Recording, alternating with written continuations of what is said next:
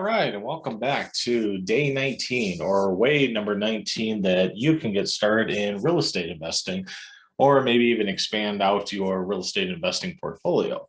So we've talked a number of topics, from fix and flip to contract for deeds to private and publicly traded REITs.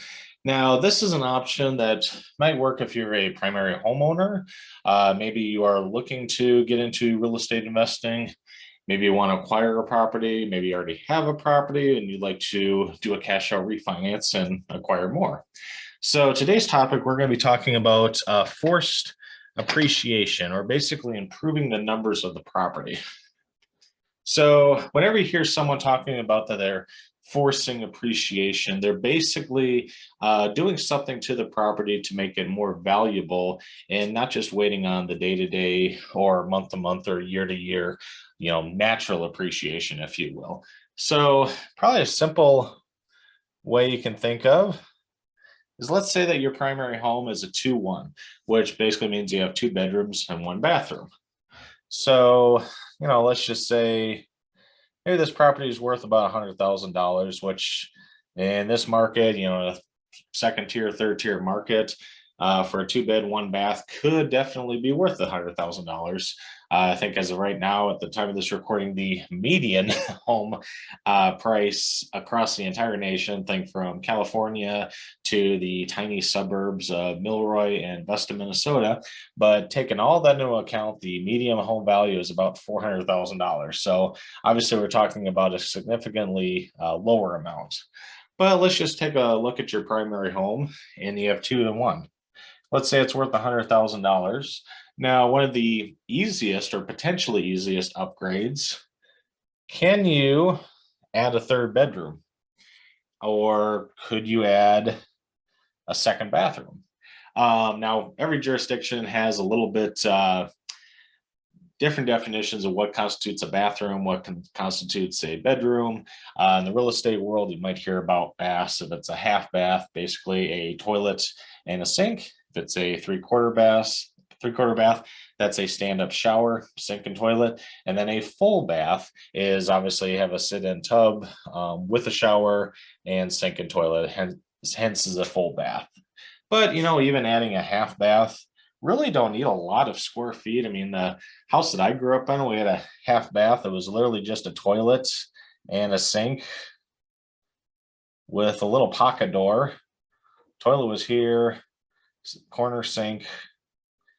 Back in the day, I think it was actually a closet. So really not a lot of space is necessary. Obviously just got to have, decent access to plumbing or pipes, whether it's from the basement, maybe an adjoining wall that, I don't know, maybe the kitchen is over here that you can tap into the laundry lines, maybe another bathroom, or maybe the basement, the ceiling is a suspended ceiling, maybe easily accessible that you can run an extra length of pipe, relatively inexpensive. My suggestion, don't do that on your own. Hire, obviously, a licensed plumber to do that. Now, bedrooms can get really interesting for definitions. Now, there really isn't a set square footage or anything that defines a bedroom. Sometimes I've seen bedrooms, 500, even 1,000 square feet as a master bedroom with just, a huge California king size bed and a, gigantic closet, et cetera, et cetera. Now, here in Minnesota, interestingly enough, even a ceiling height isn't a requirement for making a basement. A bedroom. Boy, too many recordings today. For a bedroom, doesn't really need a ceiling height figured into that. Typically, though, for any bedroom, you just need to have 2 exits for it to legally be considered a bedroom. So obviously the door, you can, pretty self-explanatory, but many times if there's like a den or an office bonus room, sometimes you might hear, if there isn't a window access, technically that could be a potential fire hazard. If there's a fire, right outside the door, a person doesn't have an option to get out by a window. So, maybe in take a look at the house. Is there a small section, maybe even 12 by 12, 12 by 18? I technically have seen as small as, 10 by 10 or 8 by 8. Obviously can't fit a king size bed in there, but technically speaking, as long as it has two exits and, maybe for a superficial look, if you have a closet, which even you can get just a, fold up or put up an IKEA closet in the corner, you can easily do that. So that's kind of a quick and easy way to think about forced appreciation or elevating the value of the property.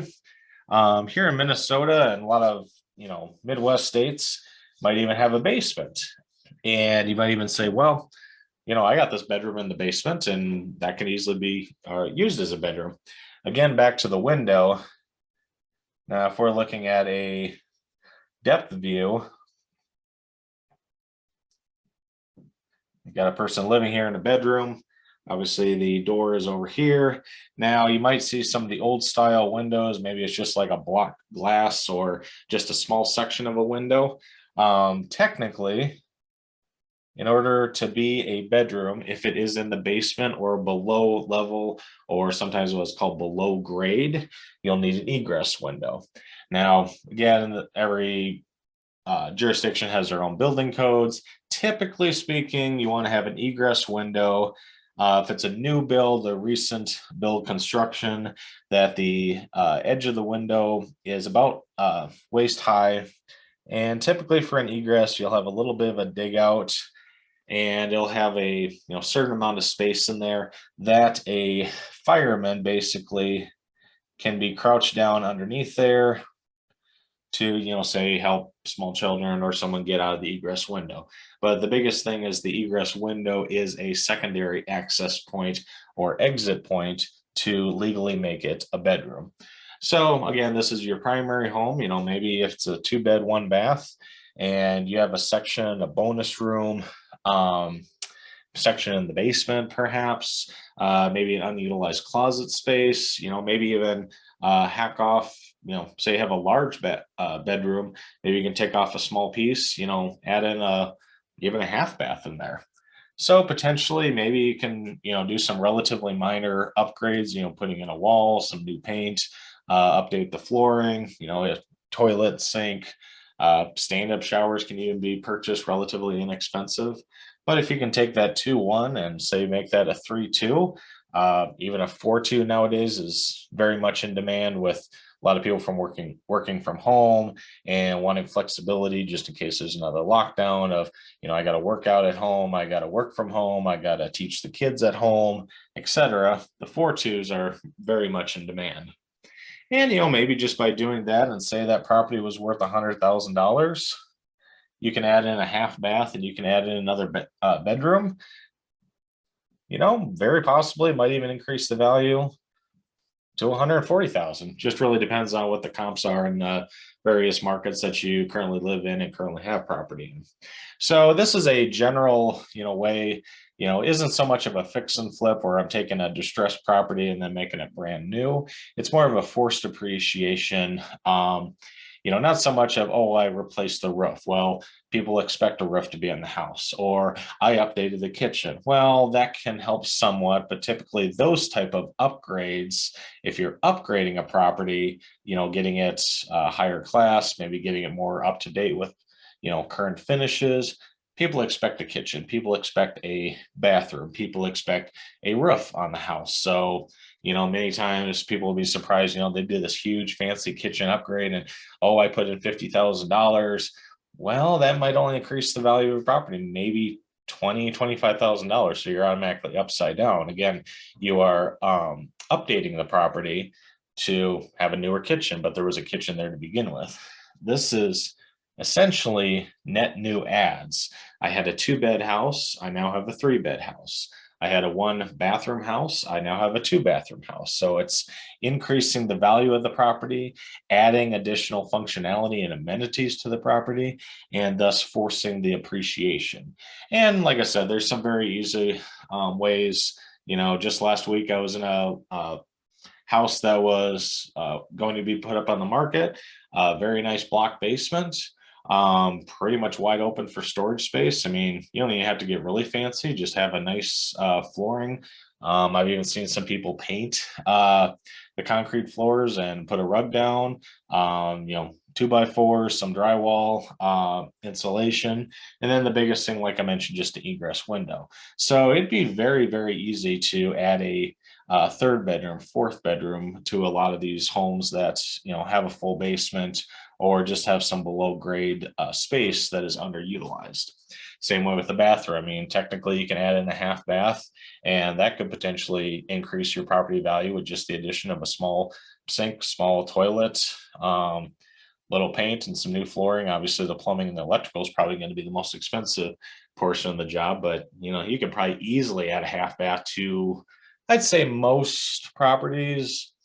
Again, depending on how big and how fancy you want to get, from a couple thousand, maybe to several $1,000s for adding an additional bathroom. Again, you're adding something to the value and forcing the appreciation. Now, this is what we've been talking about here is more on the residential side. Now, here's a little, shall we say, math equation. If it is a commercial property. Now, you might have heard some of the terms, cap rate or capitalization rate, NOI, net operating income. These are metrics that are determining the value of the commercial property. Say it's a multifamily, 5 units or more. Say it's a mixed use property, self-storage, or something along those lines. Now, what is the value of those properties? Well, if it's a residential, typically that's going to be more determined by various comps. What's the square footage, bedroom, bathroom count, various amenities. For commercial property, it is pretty much set on what is the cap rate. And this is just a very pretty much basic equation. Now, cap rates can vary quite a bit throughout the United States. I've seen as low as 2 and 3.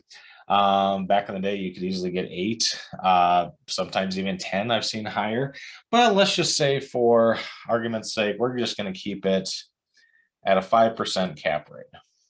Now, you might be asking, well, what in the world is a 5% cap rate? Bare bones, a cap rate is short for capitalization rate. And this is probably the easiest way that I look at it is a way to compare option A to option B if I have an investment. Let's say I have, $100,000.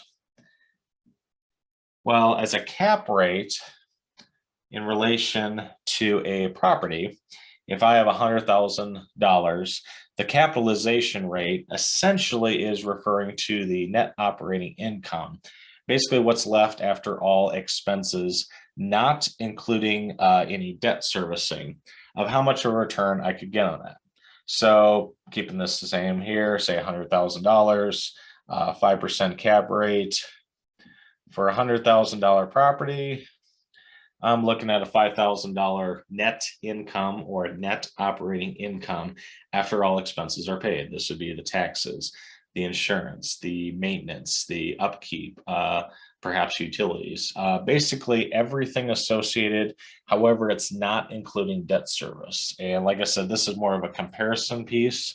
So if there's a property over here that's at a 5 cap, maybe over here it's a 6 cap. Well, a 6 cap of $100,000 property would be $6,000. So therefore, well, I like this investment, but here I can make $1,000 more per year with the same $100,000.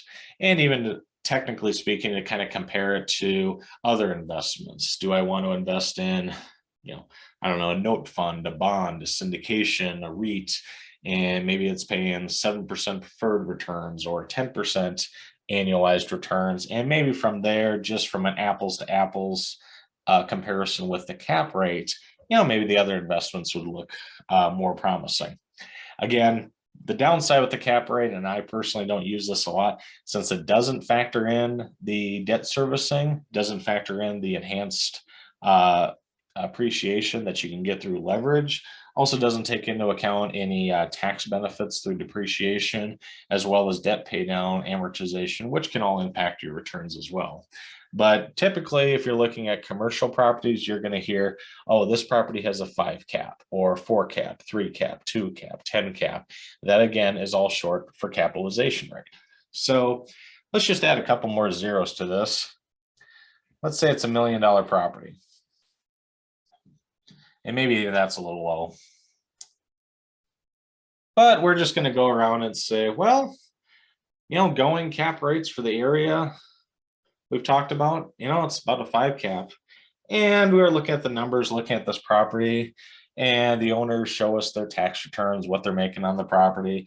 And, maybe this is a commercial property and, maybe rents, they just haven't raised rents for, say, the last 5-10 years. I've heard of that for some long-time landlords. They don't want to hurt anybody's feelings. They just keep the rent the same year after year after year. So maybe we have a property with below market rents. And maybe it can't get higher rents because there's been a lot of deferred maintenance, and looking at it and say, well, geez, we'd really like to raise the rents, but gosh, we'd have to, update this, that in this property. And the current owner just says, I don't want to deal with it. So let's even just say, for instance, looking at the property numbers, there's a commercial property on sale for $1 million. And we know that the going cap rate is 5%. But after all said and done, looking at their numbers, maybe they, common one that I mentioned before is that utilities are paid for by the landlord and not split up and appropriated to the individual units. And, maybe there's some mismanagement. Maybe rents are severely depressed. Maybe the rents are quite a bit lower. And at the end of the day, I don't know. Just for easy numbers, we'll say the NOI, or net operating income, is $25,000 from this $1 million property. So if we were to go in, purchase this property for $1 million, we would have an NOI of $25,000, which kind of gives us a low cap rate that's, doesn't really work out for us well. Now, again, like we were talking about before with the residential market, adding additional features, a bedroom, a bathroom. In the commercial world, pretty much everything hinges on the cap rate. And if you want to increase the value and essentially work the numbers backwards, you could very potentially get 50%, and I've seen as high as 100% returns if the property is structured and leveraged properly. So I'm just going to give a kind of a very, very, general number overview here. So we already talked going cap rate in the area is 5% for commercial property. We have this one that's on the market for $1 million. It has a net operating income very low at $25,000. So what if we go in there and, let's say rents are below market. So maybe even very, very modest 15% increase in market rents. Maybe utilities. I've seen commercial properties where the utility bills are, in the 5 figures, 6 figures annually. And the current landlord just said, well, I'll just cover it. No big deal. And again, I'm not raising the rents. So maybe there's a modest increase of the rent, maybe not even the market rate, but maybe just a little bit below, but more in line of what the going market rate is. Maybe the property's been mismanaged for several years. Utilities were not billed back to the individual tenants. So the electricity, water, everything was included in their rent, but there really isn't any incentive to be conservative on those utilities. If, hey, the landlord's paying for everything, why do I need to worry about it? So, let's just say, hey, we took out the utilities and that's billed back to the tenants, and that saves us money. Anytime our expenses goes down, the net operating income goes up. Again, this is including any debt service, but anything that we can compress or lower expenses and raise income, those combined is going to have a positive impact on the NOI. So let's just say with this $1 million property, well, even back to one of my previous videos about syndications, let's say that a lot of investors, maybe put in $50,000 each. for their investment. 50,000, do my quick math here, so about 20 investors. 20 investors go in, buy this property for $1 million. They each put in $50,000. Simple math. Looking at the numbers, they have a modest increase in rents. They maybe do some updates. There's been some deferred maintenance. Utilities were not billed back properly. Maybe they hadn't bid out for insurance in quite a while. I've seen that very often where, you know, the previous landlord or owner, they just had a good relationship with their local insurance agent. And, well, I've always been with Bill, I'm just going to stay with him. A lot of times, you know, the market's gotten a lot more competitive. Maybe they can go out and get a 25% reduction in the insurance and still have the same coverage on the building. That again lowers the expenses, raises the net operating income. And like I said, the going cap rate for the area is 5%. Excuse me. So let's just say we do all of this. And again, I'm just using this to make the numbers, make round numbers here. Utilities are billed back. Insurance is redone and rebid. Rents are increased. Maybe there's a high vacancy. Maybe of this commercial property, it was 25% vacant. And, you know, for a variety of reasons. And maybe they were able to bring the vacancy down to 5% or even 10%. Maybe they were able to subdivide some units. Maybe one tenant said, you know, I really like this office, but it's got twice the space that I need. Well, hey, what if we cut it in half and we get you a discount and we rent out the other half to another tenant that is looking for a smaller space? So these are just a number of ideas that you can, you know, force appreciation, add additional value to an existing commercial project. So, you know, utilities, insurance, rent increase, vacancy dropped, et cetera, et cetera. Let's just say after all is said and done, maybe after, let's say 4 years, we're able to increase the net operating income from $25,000 to $100,000. Now that might be a little bit of a jump even over 4 years, but I'm just doing this again to keep the numbers kind of simple and keep the numbers easy to follow along and understand. So now we have $100,000 net income, net operating income, excuse me, versus the $25,000 we had before. Now, again, we had talked about the cap rate. The going cap rate is 5% in the area. So what does that mean? Well, now we have the opportunity to do a cash out refinance of this commercial property. We have added more value to it. We have streamlined the operations. We have lowered the expenses. We've increased the income, increased the occupancy, and, you know, maybe it's even got better tenants in it now. So now we can go to a bank and say, well, this was doing an NOI of $25,000.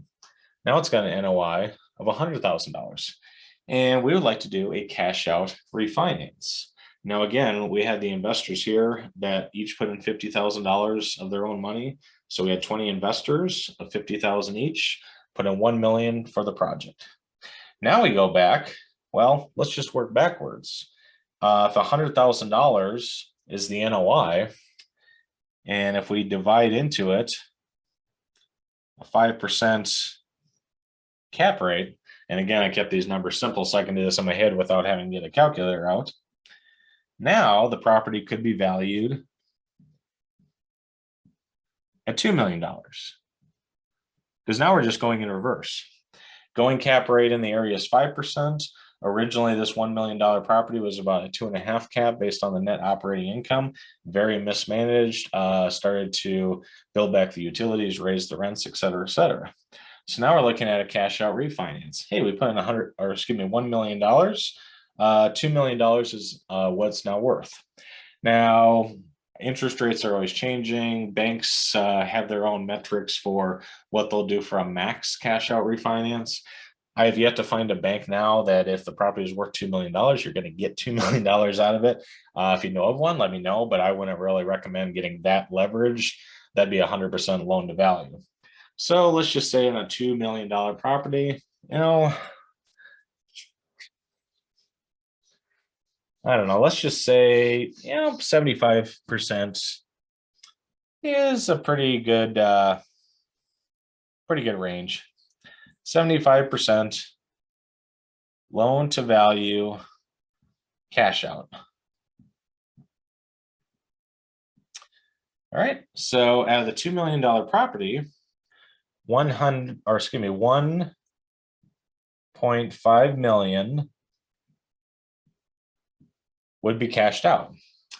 25% left from the loan, or 25% equity would be left in there, and 75% loan to value. So now a cash out refinance of $1.5 million on a commercial property, it's valued at $2 million, and now there's $50,000 in equity. So if we take the 1.5 million, that's a 50% increase, from a cash out. So originally there was $1 million put in. Now $1.5 million is taken out. Now the owner of that can pay off the 20 investors that each put in 50K. And now just do my numbers here quick. So for every investor that put in $50,000, now each one of them is going to get 75K, or about a 50% return on their money the last 4 years, give or take a 12.5% annual increase on their investment. Overall, not bad. This is a pretty generic walkthrough, like I mentioned, but essentially this is a way to force appreciation. In the commercial world, everything centers around what the going cap rate is. So if you can take the same property, improve the operations, lower the expenses, increase the income, increase the NOI, and then do a cash out refinance based on the new property value from the income. If this was a syndication, for every investor that put in $50,000, they come back with $75,000. Heck, they might even say, hey, Mr. Syndicator, you've done such a phenomenal job with this. I'm going to give you $50,000 to go do it again. And this $25,000, I'm going to go spend, I'm going to go pay down some debt. I'm going to take a cruise, put a down payment on a new car, whatever the case may be. So this would be a way to essentially rinse and repeat after you've done a forced appreciation. In many ways, you can kind of look at this as the BRRRR method, as we discussed earlier. But overall, if you have an existing property, whether you own it outright or want to acquire another property, forced appreciation is a very underlooked way to get started in real estate investing, especially if it's your primary home. If you want to improve your primary home, do a cash out refinance or take a HELOC out on the new value and then put those proceeds towards an investment. Or on the commercial side, like I said, pretty much everything hinges on the cap rate versus the comparables that are in the market. So similar concept, cap rate, forced appreciation on commercial property, or forced appreciation adding amenities, bedrooms, bathrooms on a residential property. Same method, doing a cash out refinance, pulling out funds tax-free, and then rolling those funds into another investment. So with that, I'm going to conclude this video on forced appreciation. Hope you enjoyed it and learned a couple of things. Be sure to hit that subscribe button, and I'll be back tomorrow with another way to get started in real estate investing.